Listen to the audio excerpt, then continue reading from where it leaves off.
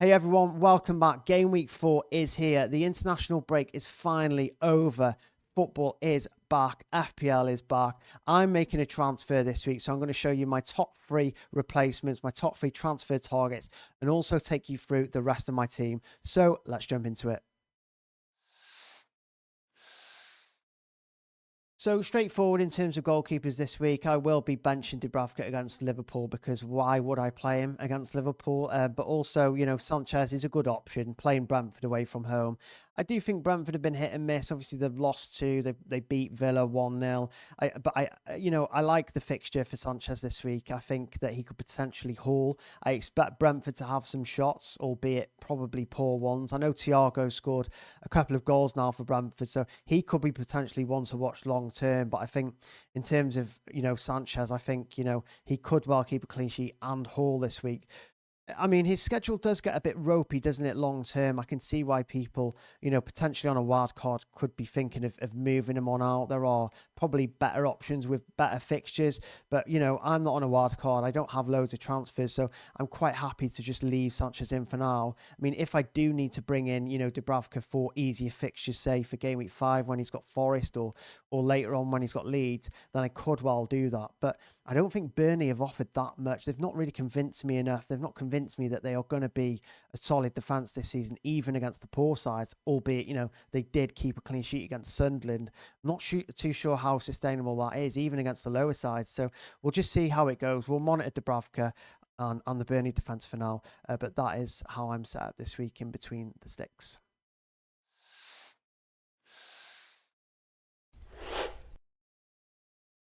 So this is currently my defence. Obviously, Pedro Porro has got West Ham this week, so he is going to start. He may not have been the most attacking defender in the league so far. We've not really seen his attacking ability that we all thought he had going into the season, but he does still rank among the top 10 defenders for expected goal involvement, along with his teammate Van der Ven. So definitely don't look at selling Pedro Porro just yet. He's obviously got defensive contribution potential as well, multiple routes to points. Definitely hold Pedro Porro for now.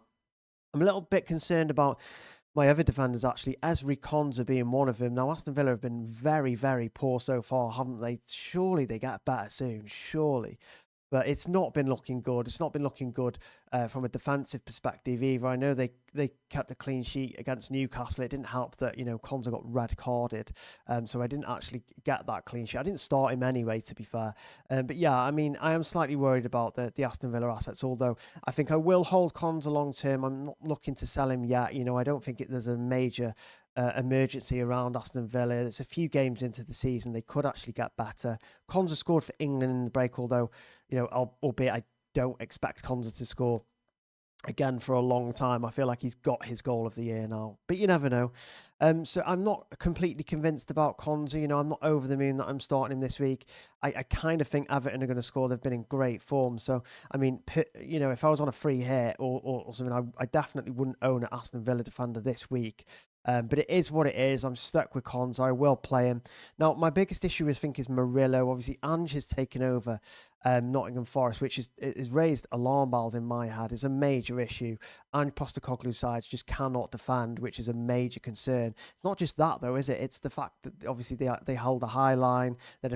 His defenders get injured a lot as well. So, I'm not saying Milinkovic and Murillo are going to get injured, but, I mean, if he has players that get injured quite a lot, it's not great, is it, long term? So they're not going to get clean sheets. He could get injured, so why have I got him?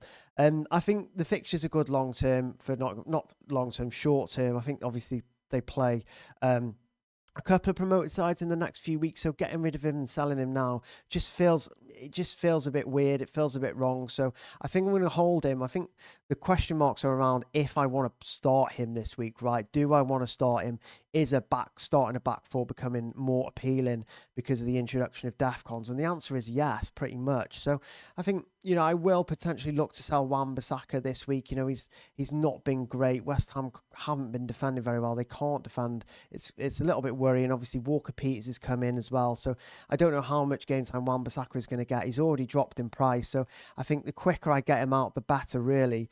And so shall we take a look at some of the potential transfer moves I can make in defence, some of the kind of players that I could move Wan-Bissaka to.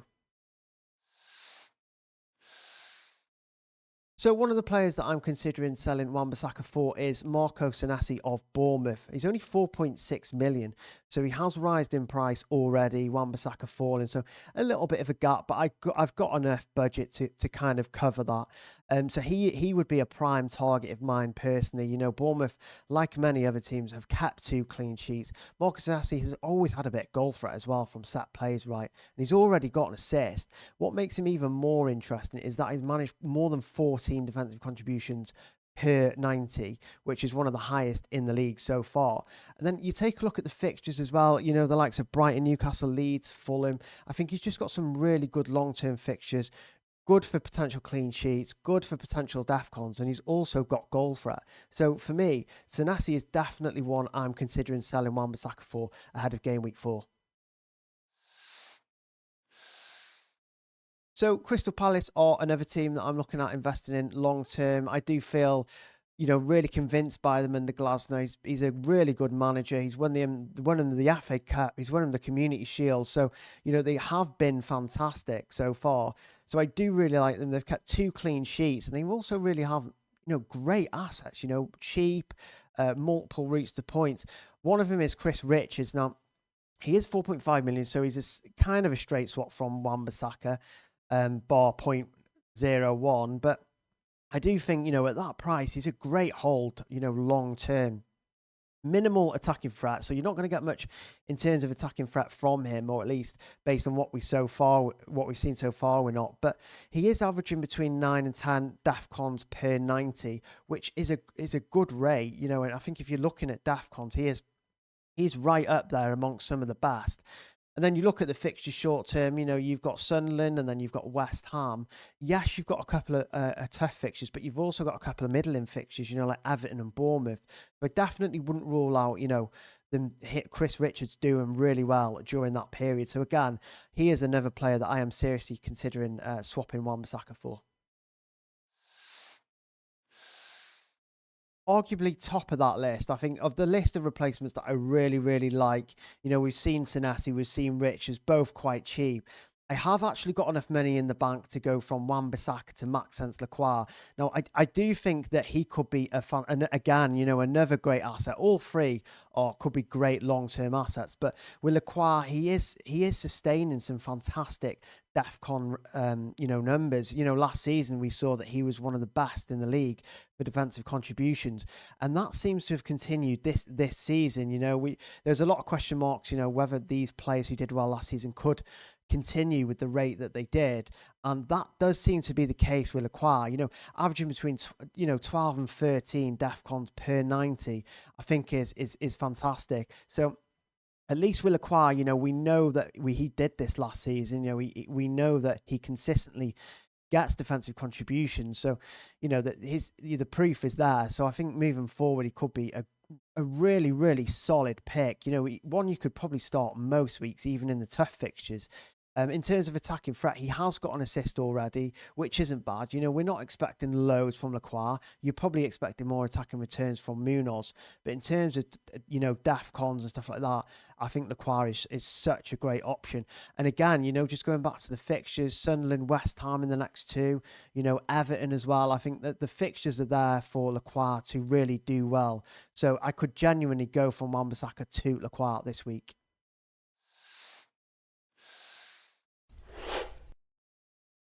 So returning back to my team in midfield, this is how I'm set up this week. Now, Salah obviously captain this week. He's playing a Burnley side who have been far from convincing. I know they kept the clean sheet against Sunderland, but I am expecting them to get hammered this week by Liverpool. So it would take a brave manager to not captain Salah this week. Now, I haven't really considered the triple captain. I think Salah's not looked completely convincing just yet. I think he's outside the top like 10, 15 players for, you know, expected XGI, expected goal involvement, which is unlike Salah. He's not really been involved among the goals that much. I know he's gotten a goal and assist, so that's what's put me off the triple captaincy so far. But he's definitely, you know, the standout captain this week. Now, joining him is Florian Wirtz. He's not been great. A couple of blanks so far, 3 blanks. In fact, it's not been. It's not. I say it's not been great, but it's been very, very far from ideal for a player who cost that much. But he still has a better expected goal involvement than Salah. So it's not like he's completely out of it. Salah's just been extremely fortunate to get the returns. That he has, as he always is in some cases. Very good player though. But I do think, the fixture's there for Wirtz to do really well. He scored a free kick against Germany in the break.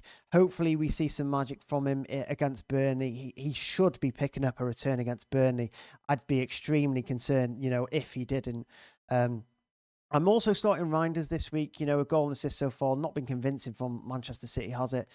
2 losses so far. It's just not ideal. But he continues to start Reinders. Reinders is still got a similar expected data to Oscar Bob, who has also started every game and more advanced. So, you can't rule out Reinders getting a goal or assist. He's already shown that. He showed it for Milan as well, didn't he?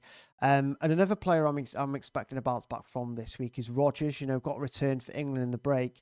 Now, Everton it's going to be a tricky fixture for Villa, but if you look at the data, Everton are joint second worst for big chances conceded. So if you want attacking players this week, against them, I think go for it. I don't think you should be looking at selling any Villa players this week, especially, knowing that Everton are one of the worst at conceding big chances so far. I think you kind of have to back your Villa attackers, regardless of kind of the form that they've been in. So for me, really happy to own Rodgers this week, but we'll definitely be monitoring the Villa players long term. Oh, Kudus, I just recently bought Kudus, actually. He's not shown much goal threat. He's shown assist potential, but he is kind of one of the most convincing Tottenham assets. They don't have many convincing options at the moment. Obviously, Solanke's recently injured, so Richarlison's, taken over that forward role. But one bad game from him and he could go out, but he could move out of the starting lineup. But yeah, really happy to own Kudus. It's a great fixture, West Ham away from home. I'm expecting a bounce back after obviously their loss against Bournemouth. I'm expecting Tottenham to score some goals this week against West Ham, considering that they have conceded, I think, like 8 goals. So yeah, really happy with my midfield this week. Not looking to make any changes just yet, potentially long term, but short term, I'm quite happy with this midfield.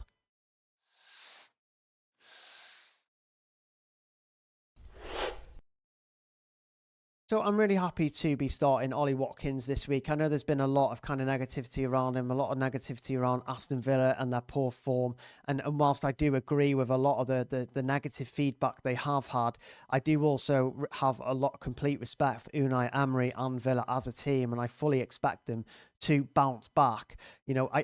Again, just going back to the point of Everton, they have started the season well, but they do rank, joint second worst for big chances conceded so far. So they are conceding a lot of chances at the moment, which is quite handy, to own. And Ollie Watkins, I think he's like he's like joint second best for big chances total. He's also joint second best for total shots in the box. So if you're looking for a striker based on data, then Ollie Watkins could be one of the best going into this week.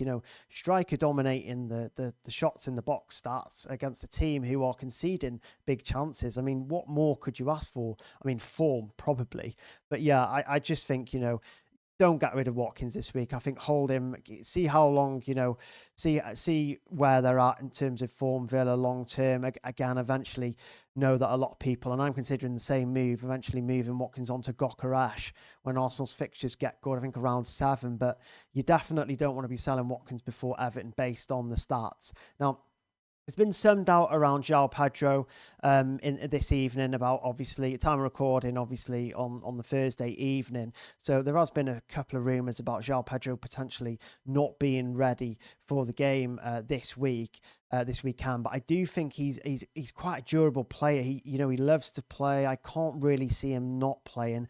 I can't see Maresca not starting him. Especially when we haven't won all our games. I think it'd be different if we kind of won all our matches and stuff like that. But again, I know we have a Champions League match against Bayern ahead, so I mean there could be potential there that he does rest João Pedro. So probably ideal that you have a first sub. I think he might even feature. Who knows? I think it's up in the air what's going to happen with João Pedro this week. So, yeah, I mean, it kind of fuels my desire to make a transfer even more. But I mean, if he doesn't come on, Wood will probably come on, which might not be ideal. I don't think Wood's going to get anything from Arsenal. As you can see, he is on the bench. I think there's a chance he might not even start, or if he starts, he could come off early. So yeah, overall, just to highlight my forwards there, really happy to own Ollie Watkins this week despite his form. I know there are doubts around João Pedro. I think he's going to play and just have managed minutes, but you never know. And obviously Chris Wood on the bench, who faces a very, very tough Arsenal side. So guys, we're officially back. Let me know what moves you guys are making in the comments below. Please remember to both like and subscribe, especially subscribe if you are enjoying these videos, and I'll catch you guys again soon.